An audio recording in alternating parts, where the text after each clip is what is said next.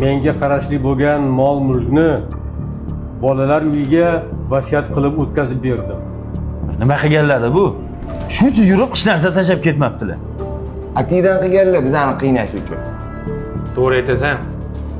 Hayotdagi 7 yot begonalarga tashlab ketibdilar. Otangni jasadini sovugani yo'q. Hali go'rga qo'yganlaring yo'q. Mol-mulkni talashyapsanlar-ya. Uyati. Janoza kim uyda bo'ladi? Meni uyim 9 qavatli dom. Tobut sig'maydi. Ana akamnikidan chiqaraydi. Menikidan bo'lar ekan, uyni shuncha ustida bor. Xatga jo'nataman men ularni. Ana Komolnikidan chiqaramiz. Menga qaramaydi. Meni uyim uzoq bo'lsa, qachon olib borib, qachon olib kelamiz? Meni uyim to'g'ri kelmaydi. Kel qizim. Bas qilinglar. Uyalmaysizlarmi?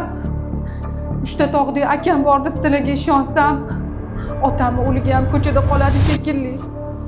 Amaki, agar ruxsat bersangiz, otamni so'nggi manziliga meni uyimdan kuzatsak. Baraka top qizim. Rahmat. Uyati. Sanlarga o'xshagan 10 ta nomard o'g'ildan mana shunaqangi bitta mard qiz afzal. Shu sanlarga.